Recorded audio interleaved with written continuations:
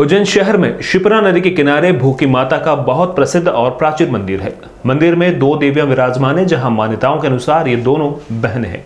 इनमें से एक को भूखी माता और दूसरी को धुमावती माता के नाम से भी जाना जाता है। इस मंदिर को भुवनेश्वरी भूखी माता भी कहा जाता है। भूखी माता के इस मंदिर में आज भी पशु बलि देने की प्रथा है, लेकिन मंदिर में आकर अपने हाथों से शाकाहारी भोजन बनाकर माता को भोग लगाने से देवी अधिक ज्यादा प्रसन्न होती है। मंदिर में दो दीप स्तंभ है, जिन पर नवरात्रि में दीप प्रज्वलित किए जाते हैं। नवरात्रि में अष्टमी को होने वाली पूजा के बाद माता को मदिरा का भोग लगाया जाता है। उज्जैन शहर में शिप्रा नदी के किनारे भूखी माता का बहुत ही प्रसिद्ध और प्राचीन मंदिर है। मंदिरों में दो देवियां विराजमान हैं।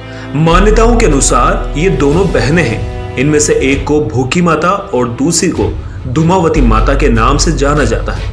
इस मंदिर को भुवनेश्वरी भूखी माता का मंदिर भी कहा जाता है।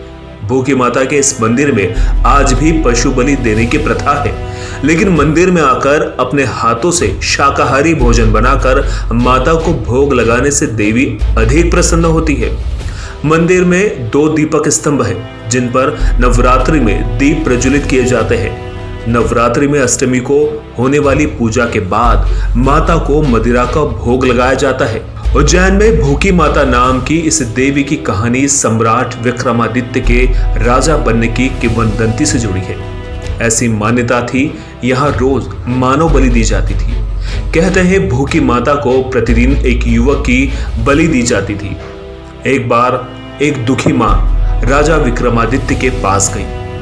विक्रमादित्य ने उसकी बात सुनकर माता से नरबलि नहीं लेने की विनती करने की बात कही और उससे कहा कि यदि देवी ने उनकी बात नहीं मानी तो वे खुद उनका आहार बनेंगे। दुखी मां के जाने के बाद सम्राट विक्रमादित्य ने आदेश दिया, कई तरह के पकवान बनवाए और इन पकवानों से पूरे शहर को सजा दिया जाए। इस आदेश के बाद जगह जगह 56 भोग सजाए गए। इसके अलावा राजा ने इन पकवानों में से कुछ मिठाइयों को एक तख्त पर सजाकर रखवा दिए। साथ ही मिठाइयों से बना एक मानव पुतला यहाँ पर लेटा दिया और सम्राट विक्रमादित्य खुद तख्त के नीचे छुप गए। रात को सभी देवियां जब इन पकवानों को खाकर खुश होकर जाने लगी, तभी एक देवी ने यह जानना चाहा कि आखिर इस तख्त पर क्या रखा है। देवी ने तख्त पर रखे पुतले को तोड़कर खा लिया।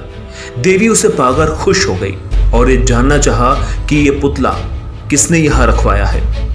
इतने में सम्राट विक्रमादित्य निकल कर आए, हाथ जोड़कर बताया कि मैंने माता इसे यहाँ रखा था। पुतले को अपना आहार बनाकर खुश होकर देवी बोली, क्या मांगते हो? तब सम्राट विक्रमादित्य ने कहा, कृपा करके आप नदी के उस पार ही विराजमान रहे। देवी ने राजा की चतुराई पर अचरज जाहिर किया और कहा कि ठीक है, तुम्हारे वचन का पालन होगा। सभी अन्य देवियों के इस घटना पर उक्त देवी का नाम भूखी माता रख दिया। विक्रमादित्य ने उनके लिए नदी के उस पार मंदिर बनवाया। इसके बाद देवी ने कभी नरबलि नहीं ली और उज्जैन के लोग खुश रहने लगे। मंदिर में अब इंसान की बलि नहीं बल्कि पशुओं की बलि दी जाती है। ग्रामीण क्षेत्र के लोग अपनी मन्नत पूरी होने पर यहाँ आकर बलि प्रथा का निर्वहन करते हैं। कई लोग पशु क्रूरता अधिनियम के तहत बलि नहीं देते हुए पशुओं का अंग भंग कर उन्हें मंदिर में ही छोड़ जाते हैं।